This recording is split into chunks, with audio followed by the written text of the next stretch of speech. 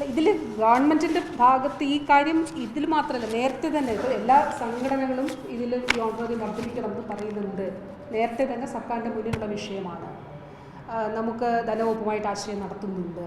അപ്പോൾ അത് നമ്മളുടെ ഒരു തുടർച്ചയായിട്ട് ഈ പ്രവർത്തനങ്ങൾ നടക്കുന്നുണ്ട് ഗവൺമെൻറ്റിൻ്റെ. അതുകൊണ്ടാണ് ഇക്കാര്യം അവരെ ബോധ്യപ്പെടുത്തിയിട്ടാണ് പറഞ്ഞത്.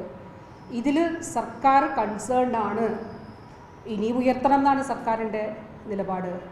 അതിൽ ഉചിതമായിട്ടുള്ള തീരുമാനങ്ങൾ ഉണ്ടാകും. അത് ഉൾക്കൊണ്ടുകൊണ്ട് ദയവായിട്ട് സമരത്തിൽ നിന്ന് പിൻവാങ്ങണമെന്ന് അഭ്യർത്ഥിച്ചു. അങ്ങനെ ഇപ്പം ലഭിക്കുന്ന ഒരു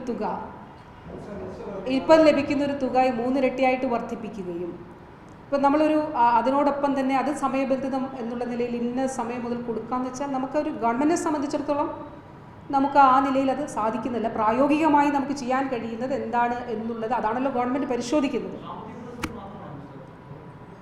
അല്ല, അങ്ങനെയാണെങ്കിൽ നമ്മൾ നേരത്തെ ഈ കാര്യങ്ങൾ സംബന്ധിച്ച കാര്യങ്ങളിൽ ഇതുവരെ നമ്മൾ നല്ല നിലപാടെടുത്ത് പോന്നിട്ടുണ്ട്. ഇനി മുന്നോട്ട് അങ്ങനെ തന്നെ ചെയ്യും.